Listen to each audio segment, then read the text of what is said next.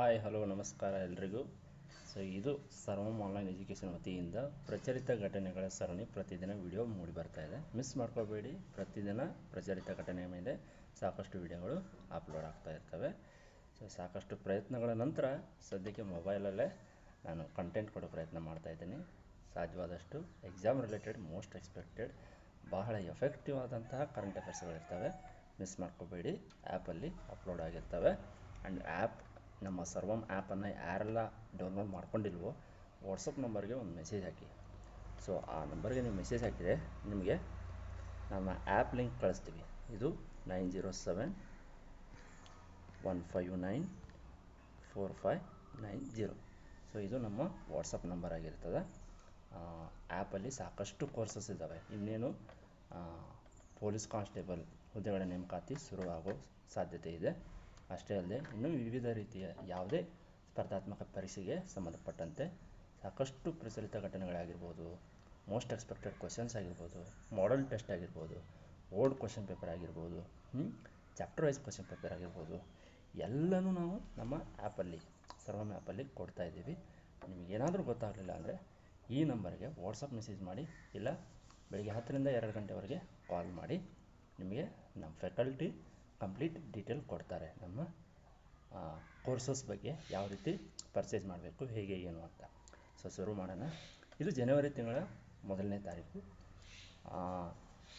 ಪ್ರಚಲಿತ ಘಟನೆಗಳು. ಓಕೆ, ಇದು ನೋಡಿ, ನೀವು ಇಮೇಜ್ ಏನು ನೋಡ್ತಾ ಇದ್ದೀರಾ, ಇಲ್ಲಿ ಚೀನಾವು ಕ್ಸಿನ್ಜಿಯಾಂಗ್ನಲ್ಲಿ 22.13 ಕಿಲೋಮೀಟರ್ ಉದ್ದದ ಟಿಯಾನ್ಶಾನ್ ಶೆಂಗ್ಲಿ ಸುರಂಗವನ್ನು ಉದ್ಘಾಟಿಸಿದೆ. ಇದು ವಿಶ್ವದ ಅತಿ ಉದ್ದದ ಎಕ್ಸ್ಪ್ರೆಸ್ ವೇ ಸುರಂಗವಾಗಿದೆ. ಇದು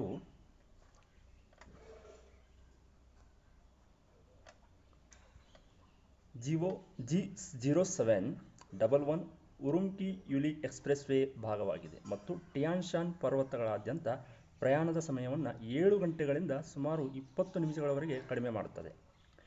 ಹೌದಾ? ಪ್ರಾದೇಶಿಕ ಸಂಪರ್ಕ, ವ್ಯಾಪಾರ ಮತ್ತು ಪ್ರವಾಸೋದ್ಯಮವನ್ನು ಹೆಚ್ಚಿಸುತ್ತದೆ.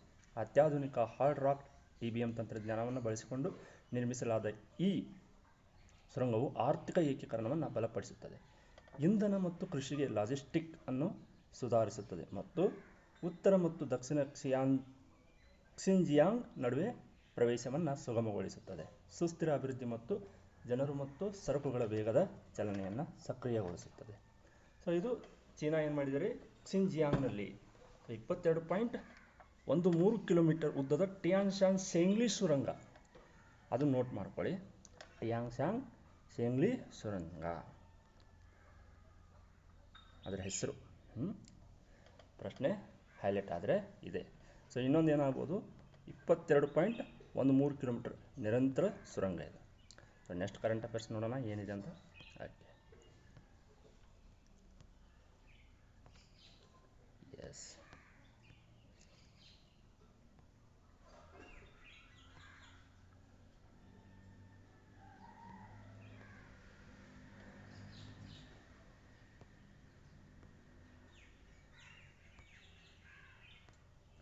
ಎಸ್,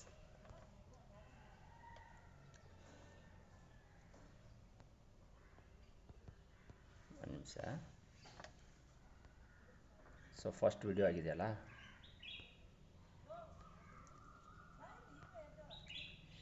ಎಸ್,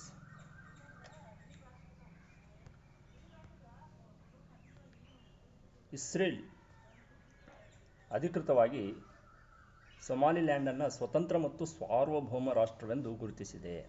ಈ ಹೆಜ್ಜೆ ಇಟ್ಟ ಮೊದಲ ದೇಶವಾಯಿತು.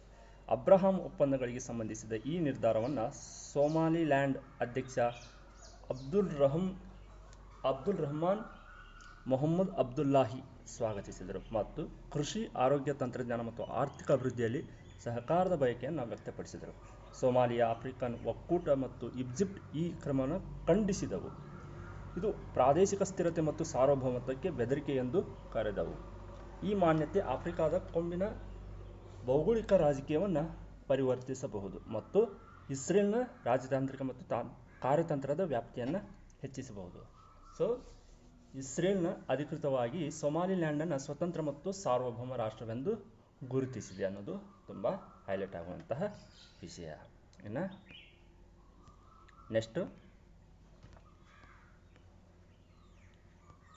ಮುಂದಿನ ಕರೆಂಟ್ ಅಫೇರ್ಸ್ ಬರ್ತಾ ಇದೆ.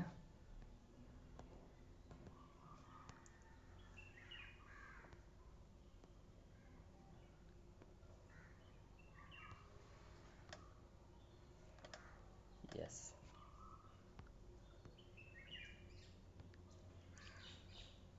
ಭಾರತವು ವಿಶ್ವದ 3ನೇ ಅತಿ ದೊಡ್ಡ ಅಪರೂಪದ ಭೂಮಿಯ ಖನಿಜ ಸಂಪನ್ಮೂಲಗಳನ್ನು ಹೊಂದಿದೆ. ಇದು 6.9 ಮಿಲಿಯನ್ ಟನ್ ಅಪರೂಪದ ಭೂಮಿಯ ಆಕ್ಸೈಡ್ಗಳೆಂದು ಅಂದಾಜಿಸಲಾಗಿದೆ. ಇದು ಜಾಗತಿಕ ನಿಕ್ಷೇಪಗಳ 6-7% ಪ್ರತಿನಿಧಿಸುತ್ತದೆ. ಇದರ ಹೊರತಾಗಿಯೂ ಜಾಗತಿಕ ಅಪರೂಪದ ಭೂಮಿಯ ಉತ್ಪಾದನೆಗೆ ಭಾರತದ ಕೊಡುಗೆ 1% ಕಡಿಮೆ ಇದೆ. ನಿಯಂತ್ರಕ ನಿರ್ಬಂಧಗಳು, ಸೀಮಿತ ಸಂಸ್ಕರಣಾ ಸಾಮರ್ಥ್ಯ ಮತ್ತು ದುರ್ಬಲ ಮೌಲ್ಯ ಸರಪಳಿ ಏಕೀಕರಣದಿಂದ ಇದು ಅಡ್ಡಿಯಾಗಿದೆ. ಹೆಚ್ಚಿನ ನಿಕ್ಷೇಪಗಳು ಮೊನ್ಜೈಟ್ ಸಮೃದ್ಧ ಕರಾವಳಿ ಮರಳಿನಲ್ಲಿ ಕಂಡುಬರುತ್ತವೆ. ಇದರ ಸಂಸ್ಕರಣೆ ತಾಂತ್ರಿಕವಾಗಿ ಸಂಕೀರ್ಣವಾಗಿದೆ. ಭಾರತದ ಕ್ಲೀನ್ಟೆಕ್, ರಕ್ಷಣಾ ಮತ್ತು ಇಂಧನ ವಲಯಗಳಿಗೆ ದೇಶೀಯ ಸಂಸ್ಕರಣೆ ಮತ್ತು ಕಾರ್ಯತಂತ್ರದ ಅನುಷ್ಠಾನಕ್ಕೆ ಇದು ಬಲಪಡಿಸುವ ಅಗತ್ಯ ಇದೆ ಅಂತ ಹೇಳ್ತಾ ಇದೆ. ಸೊ ನೆಕ್ಸ್ಟ್ ಮುಂದಿನ ಕರೆಂಟ್ ಅಫೇರ್ಸ್.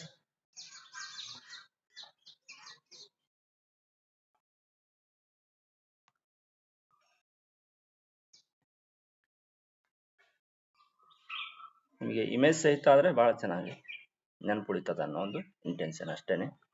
ಮುಂದಿನ ಕರೆಂಟ್ ಅಫೇರ್ಸ್ ಈ ತರ ಇದೆ. ಭಾರತವು ಜಪಾನ್ ಅನ್ನು ಹಿಂದಿಕ್ಕಿ, ನೋಡ್ರಿ, ವಿಶ್ವದ 4ನೇ ಅತಿ ದೊಡ್ಡ ಆರ್ಥಿಕತೆಯಾಗಿದೆ. ನೋಡ್ರಿ, ಭಾರತ ಯಾವುದನ್ನ ಹಿಂದಿಕ್ಕಿ? ಜಪಾನ್ ಅನ್ನ ಹಿಂದಿಕ್ಕಿ ಹೈಲೈಟ್ ಆಗುವಂತದ್ದು. ಸೊ ನಾಮ ಮಾತ್ರ GDP ಡಾಲರ್ ಅಲ್ಲಿ ಹೇಳ್ತಾ ಇದ್ದಾರೆ. ಇವರು $4.18 ಟ್ರಿಲಿಯನ್ ಆಗಿದೆ. ಇನ್ನ ಆರ್ಥಿಕತೆಯು ಪ್ರಬಲವಾಗಿದೆ. ನಿಜವಾದ GDP ಬೆಳವಣಿಗೆ 2025-26 ಹಣಕಾಸು ವರ್ಷದ 2ನೇ ತ್ರೈಮಾಸಿಕದಲ್ಲಿ 8.2% ತಲುಪಿದೆ. ಇದು 6 ತ್ರೈಮಾಸಿಕಗಳಲ್ಲಿ ಅತಿ ಹೆಚ್ಚು. ದೇಶೀಯ ಬೇಡಿಕೆ, ಕೈಗಾರಿಕಾ ವಿಸ್ತರಣೆ ಮತ್ತು ಬಲವಾದ ಸೇವಾ ವಲಯದಿಂದ ಬೆಂಬಲಿತವಾದ ಆರ್ಥಿಕತೆಯು ಬಲವಾದ ವೇಗದಲ್ಲಿ ಬೆಳೆಯುವ ನಿರೀಕ್ಷೆ ಇದೆ. ನೀತಿ ಸುಧಾರಣೆಗಳು, ಬಲವಾದ ಸಾಲದ ಹರಿವು, ಹಣದುಬ್ಬರವನ್ನು ನಿಯಂತ್ರಿಸುವುದು ಮತ್ತು ಅನುಕೂಲಕರ ಆರ್ಥಿಕ ಪರಿಸ್ಥಿತಿಗಳಿಂದಾಗಿ RBI 2025-26 ಹಣಕಾಸು ವರ್ಷದ ಬೆಳವಣಿಗೆಯ ಮುನ್ಸೂಚನೆಯನ್ನ 7.3% ಏರಿಸಿರುವಂತದ್ದು. ನೋಡಿ, ನಮ್ಮ ಭಾರತ ವಿಶ್ವದ 4ನೇ ಅತಿ ದೊಡ್ಡ ಆರ್ಥಿಕತೆಯಾಗಿ ಹೊರಹೊಮ್ಮಿರೋದು ವಿಶೇಷ. Next current affairs.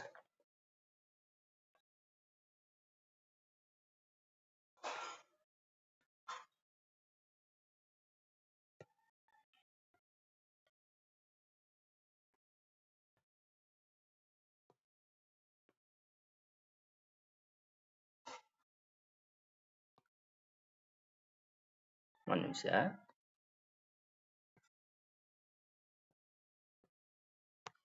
S, most important current affairs ಇವೆಲ್ಲ ಮಿಸ್ ಮಾಡ್ಕೋಬೇಡಿ.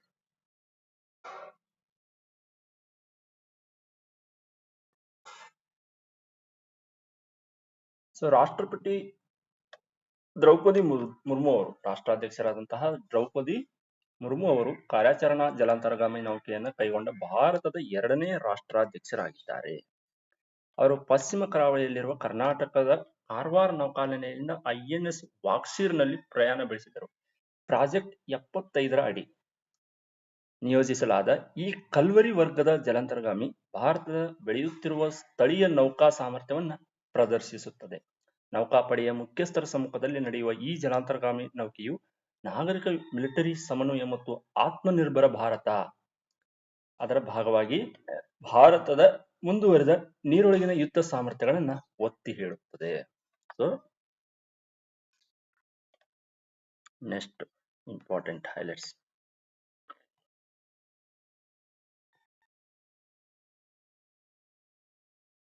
ಪ್ರಳಯ ಅಂತ ಒಂದು ಕ್ಷಿಪಣಿ ಸುದ್ದಿಯಲ್ಲಿದೆ, ಹೌದಾ? ಸೊ ಪ್ರಳಯ್ ಅನ್ನೋ ಒಂದು ಕ್ಷಿಪಣಿ ಸುದ್ದಿಯಲ್ಲಿದೆ, ಅದರ ಬಗ್ಗೆ ನೋಡುವಂಥದ್ದು.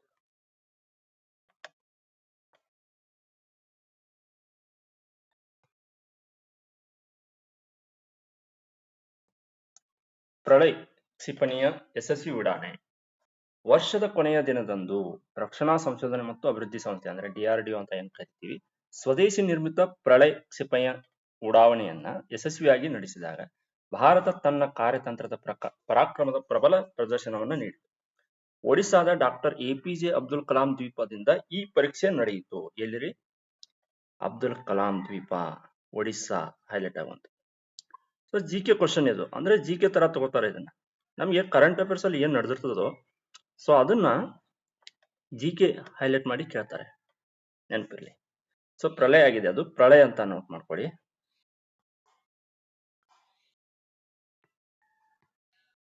ಎಸ್.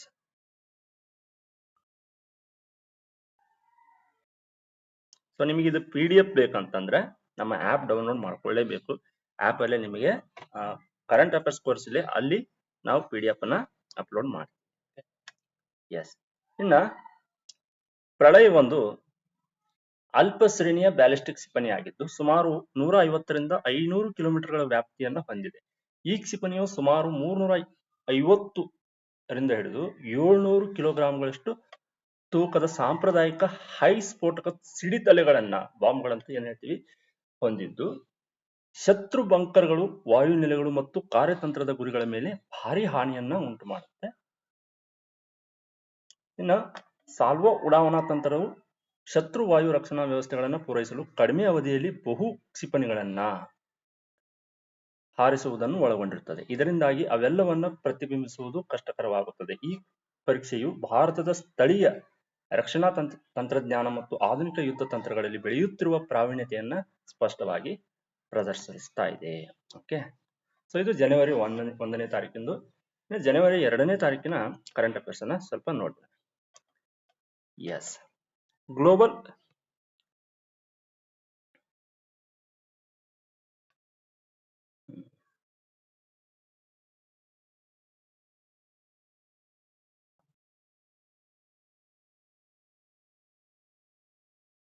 ಎರಡ್ 2026ರಲ್ಲಿ ಕೆಲವು ಸಮಿಟ್ಸ್ ನಡೆದಿದೆ, ಅಂದ್ರೆ ಜಾಗತಿಕ ಸಮ್ಮೇಳನಗಳು. ಹೌದಾ? ಅದರ ಬಗ್ಗೆ ಒಂದು ಸ್ಮಾಲ್ ಇಮೇಜ್ ಇದೆ, ಅದನ್ನ ನೋಟ್ ಮಾಡ್ಕೊಳ್ಳಿ. 2026ರಲ್ಲಿ ನಡೀತಕ್ಕಂತಹ ಸಮ್ಮೇಳನಗಳಿದೆ, ನೋಟ್ ಮಾಡ್ಕೊಳ್ಳಿ ಅದನ್ನ. ಸೊ ಬ್ರಿಕ್ಸ್ ಸಮ್ಮೇಳನ ಭಾರತದಲ್ಲಿ ನಡೀತಾ ಇದೆ. SCO ಸಮ್ಮೇಳನ ಅಂತ ಕಿರ್ಗಿಸ್ತಾನ್ನಲ್ಲಿ ನಡೀತಾ ಇದೆ. ಆಸಿಯಾನ್ ಸಮ್ಮೇಳನ ಇದು ಫಿಲಿಪೈನ್ಸ್ ನಲ್ಲಿ ನಡೀತದೆ. G20 ಸಮ್ಮೇಳನ US ನಲ್ಲಿ ನಡೀತದೆ. ಅಂಡ್ G7 ಸಮ್ಮೇಳನ ಫ್ರಾನ್ಸ್ ನಲ್ಲಿ ನಡೀತಾ ಇದೆ. ಅಪೆಕ್ ಅಂತೇಳಿ ಇದು ಚೀನಾದಲ್ಲಿ ನಡೀತಾ ಇದೆ. ನ್ಯಾಟೋ ಸಮ್ಮೇಳನ ಇದು ಟರ್ಕಿಯಲ್ಲಿ ನಡೀತಾ ಇದೆ. ಕಾಪ್ ಸಮ್ಮೇಳನ ಟರ್ಕಿಯಲ್ಲಿ ನಡೀತಾ ಇದೆ. ಸೊ ಯಾಕೆ ಇದನ್ನ ಹೈಲೈಟ್ ಮಾಡಿದ್ದೇನೆ ಅಂದ್ರೆ, ಈಗೆಲ್ಲ ಹೆಂಗ್ ಕೇಳ್ತಾರೆ, ಹೊಂದಿಸಿ ಬರೆಯೋದ್ರಲ್ಲಿ ಕೇಳ್ತಾರೆ ಪ್ರಶ್ನೆ. ಸೊ 2026ರ ಈ ಸಮ್ಮೇಳನಗಳು ಸರಿಯಾದ ಹೊಂದಾಣಿಕೆ ಗುರುತಿಸರಿ. ಹೌದಾ? ಸೊ ಒಂದ್ಸರಿ ಸ್ಕ್ರೀನ್ ಶಾಟ್ ತಗೊಳ್ತಿರೋ ಅಥವಾ ಬರ್ದಿಟ್ಕೊಳ್ತಿರೋ, ಇದಂತೂ ಒಂದಲ್ಲ ಒಂದು ಕ್ವಶನ್ ಬಂದೇ ಬರುತ್ತೆ ಇದರಲ್ಲಿ. ಈ ಸಮ್ಮೇಳನಗಳಲ್ಲಿ ಒಂದಾದ್ರೂ ಕೇಳಲೇಬೇಕು ಅವನು. ಮಿಸ್ ಮಾಡ್ಕೋಬೇಡಿ ಇದನ್ನ. ಸೊ ಕರೆಂಟ್ ಅಫೇರ್ಸ್ ಅಲ್ಲಿ ಸುದ್ದಿಯಲ್ಲಿ ಬರುತ್ತೆ, ಬಟ್ ಗೊತ್ತಿರ್ಲಿ ಈ ತರ ನಿಮಗೆ. Yes. I hope video like ಮಾಡ್ತೀರಾ ಅನ್ಕೊಂಡಿದ್ದೀನಿ. ಎಸ್. ಸೊ ಕಂಟೆಂಟ್ ನೋಡಿ, ಕಂಟೆಂಟ್ಗೆ ನಾವು ಮಹತ್ವ ಕೊಡಲೇಬೇಕು.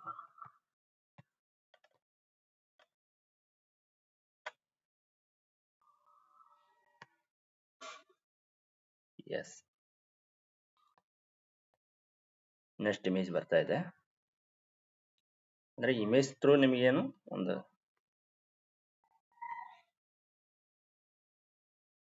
ಎಸ್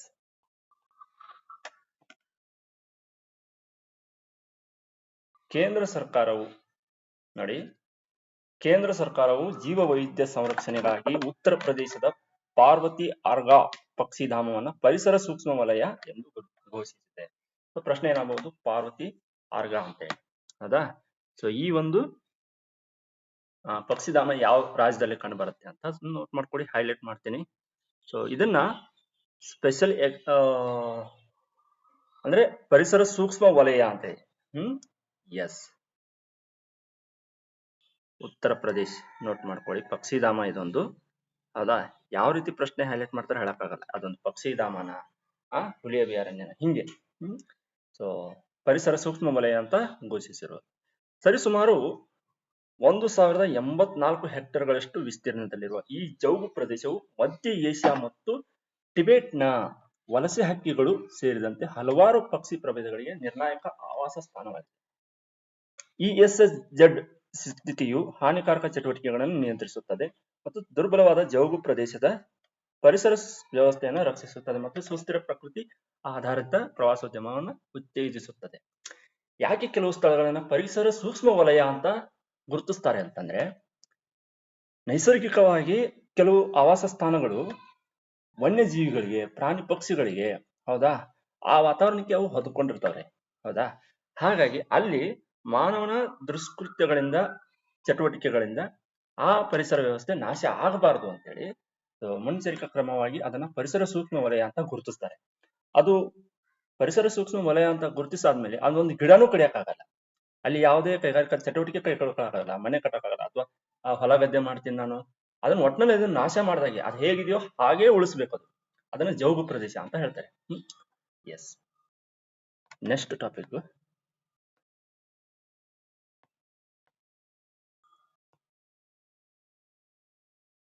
ನಿಮ್ ಸಪೋರ್ಟ್ ಮಾಡಬೇಕು. ವಿಡಿಯೋ ಹೇಗಿತ್ತು ಅಂತ ಒಂದು ಕಮೆಂಟ್ಸ್ ಹಾಕಬೇಕು. ಇದೇ ರೀತಿ ವಿಡಿಯೋ ಪ್ರತಿದಿನ ಮೂಡಿ ಬರ್ತವೆ, ಮಿಸ್ ಮಾಡ್ಕೋಬೇಡಿ. ಓಕೆ, ಸೊ ಸಾಕಷ್ಟು ಪ್ರಯತ್ನಗಳ ನಂತರ ಸೊ ವಿದ್ಯಾರ್ಥಿಗಳಿಗೆ ಏನ್ ನಿರಾಸೆ, ಸರ್ ಯಾಕೋ ರೆಗ್ಯುಲರ್ ಆಗಿ ಕ್ಲಾಸ್ ಮಾಡಲ್ಲ, ಸೊ ನಥಿಂಗ್ ಟು ವರಿ, ಇನ್ಮೇಲೆ ಆ ತರ ಆಗದೆ ಇರೋ ತರ ನೋಡ್ಕೊಳ್ಳೋಣ. ಓಕೆ, ಈ ಅರಾವಳಿ ಬೆಟ್ಟಗಳಿಗೆ ಸಂಬಂಧಿಸಿದಂತೆ ಸುಪ್ರೀಂ ಕೋರ್ಟ್ ತನ್ನ ಹಿಂದಿನ ಆದೇಶವನ್ನ ತಡೆ ಹಿಡಿದಿದೆ ಮತ್ತು ಗಣಿಗಾರಿಕೆಯ ಪರಿಸರ ಪರಿಣಾಮಗಳನ್ನ ಮರು ಮೌಲ್ಯಮಾಪನ ಮಾಡಲು ಹೊಸ ತಜ್ಞರ ಸಮಿತಿಯನ್ನ ರಚಿಸುವಂತೆ ನಿರ್ದೇಶಿಸಿದೆ.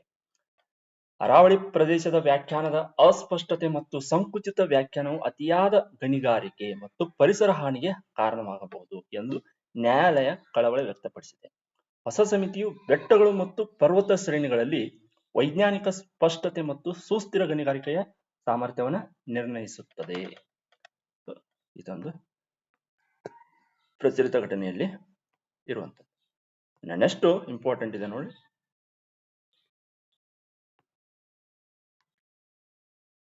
ಇಮೇಜ್ ಅಪ್ಲೋಡ್ ಮಾಡೋದು ಅಷ್ಟೇ ಟೈಮ್ ತಗೊಳ್ತಾರೆ, ಬಿಟ್ರೆ ಏನ್ ತೊಂದರೆ ಇಲ್ಲ ಅನ್ಕೋ. ಸೊ ನೋಡಿ, ಪ್ರಧಾನಮಂತ್ರಿಯವರು ಇತ್ತೀಚೆಗೆ ಆಂಧ್ರ ಪ್ರದೇಶದ ಪಶ್ಚಿಮ ಗೋದಾವರಿ ಜಿಲ್ಲೆಯ ನರಸಾಪುರಂ ಲೇಸ್ ಕರಕುಶಲತೆಯನ್ನ ಮಹಿಳಾ ಸಬಲೀಕರಣ ಮತ್ತು ಆರ್ಥಿಕ ಪ್ರಗತಿಯ ಸಂಕೇತವೆಂದು ಎತ್ತಿ ತೋರಿಸಿದೆ. ಏನ್ರಿ ಅದರ ಹೆಸರು? ನರಸಾಪುರಂ ಲೇಸ್ ಕರಕುಶಲತೆ. ಈ ಹೆಣ್ಮಕ್ಳದು ಇದೊಂದು ಕಲೆ, ಇದೊಂದು. ಓಕೆ, ಇವೆಲ್ಲ ಇರಬೇಕು ಮಹಿಳೆಯರಲ್ಲಿ, ಒಳ್ಳೊಳ್ಳೆ ಕೌಶಲ್ಯ. ಎಸ್, 19ನೇ ಶತಮಾನದಲ್ಲಿ ಕ್ರಿಶ್ಚಿಯನ್ ಮಿಷನರಿಗಳಿಂದ ಪ್ರಾರಂಭಿಸಲ್ಪಟ್ಟ ಈ ಕ್ರೋಶೆ ಕಲೆಯ ಬೆಡ್ ಕವರ್ಗಳು ಮತ್ತು ಮೊಬೈಲ್ ಕವರ್ಗಳಂತಹ ಸಂಕೀರ್ಣವಾದ ಹೂವಿನ ಜಾಮಿತಿಯ ಮತ್ತು ಪೈಸ್ಲಿ ವಿನ್ಯಾಸಗಳನ್ನು ರಚಿಸಲು ಉತ್ತಮವಾದ ಹತ್ತಿ ದಾರಗಳನ್ನು ಬಳಸುತ್ತದೆ. ಸುಮಾರು 60% ಕುಶಲಕರ್ಮಿಗಳು ಮಹಿಳೆಯರಾಗಿದ್ದು, ಈ ಕರಕುಶಲತೆಗೆ GI ಟ್ಯಾಗ್ ಮತ್ತು ಒಂದು ಜಿಲ್ಲೆ ಒಂದು ಉತ್ಪನ್ನ ಪದನಾಮವನ್ನ ನೀಡಲಾಗಿದೆ. ಇದು ಸ್ಥಳೀಯ ಜೀವನೋಪಾಯ ಮತ್ತು ಸಾಂಪ್ರದಾಯಿಕ ಕರಕುಶಲತೆಯನ್ನು ಉತ್ತೇಜಿಸುತ್ತದೆ, ಗೊತ್ತಿರಲಿ. ಸೊ ನರಸಾಪುರಂ ಲೇಸ್ ಕರಕುಶಲತೆ. ನೆಕ್ಸ್ಟ್ ಕರೆಂಟ್ ಅಫೇರ್ಸ್ ಬರ್ತಾ ಇದೆ.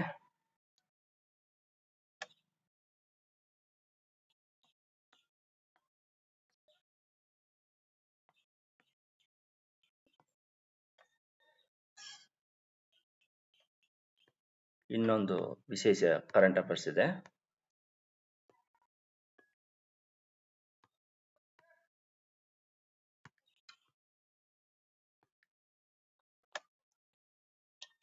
ಬಂಗಾಳ ಕೊಲ್ಲಿಯಲ್ಲಿರುವ ಪರಮಾಣು ಚಾಲಿತ ಜಲಾಂತರ್ಗಾಮಿ ನೌಕೆ INS ಅರಿಘಾಟ್ ನಿಂದ ಭಾರತವು K4 ಜಲಾಂತರ್ಗಾಮಿ ಉಡಾವಣಾ ಬ್ಯಾಲಿಸ್ಟಿಕ್ ಕ್ಷಿಪಣಿಯನ್ನ ಅಂದ್ರೆ SLBM ಯಶಸ್ವಿಯಾಗಿ ಪರೀಕ್ಷಿಸಿದೆ.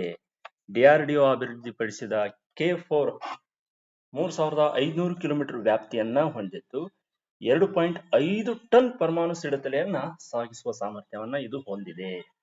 ಭಾರತದ ಸಮುದ್ರ ಆಧಾರಿತ ಪರಮಾಣು ತಡೆ ಸಾಮರ್ಥ್ಯವನ್ನ ಬಲಪಡಿಸುತ್ತದೆ. 2024ರಲ್ಲಿ ಕಾರ್ಯಾರಂಭ ಮಾಡಿದ INS ಅರಿಘಾಟ್, ನೋಟ್ ಮಾಡ್ಕೊಳ್ಳಿ, INS ಅರಿಘಾಟ್ ಅನ್ನೋದು ಭಾರತದ ಎರಡನೇ SSBM ಆಗಿದೆ. ಮೊದಲನೆಯದು INS ಅರಿಹಂತ. ಸೊ ಅಗ್ನಿ 3ನಿಂದ ಅಭಿವೃದ್ಧಿಪಡಿಸಲಾದ K4 ಭವಿಷ್ಯದ K5 ಮತ್ತು K6 ಕ್ಷಿಪಣಿಗಳ ಜೊತೆಗೆ ಕಾರ್ಯತಂತ್ರದ ತಡೆ ಸಾಮರ್ಥ್ಯಗಳನ್ನು ಹೆಚ್ಚಿಸುವಲ್ಲಿ ಮಹತ್ವದ ಹೆಜ್ಜೆಯಾಗಿದೆ. ನೆಕ್ಸ್ಟ್ ನೋಟ್ ಮಾಡ್ಕೊಳ್ಳಿ, ಕರೆಂಟ್ ಅಫೇರ್ಸ್.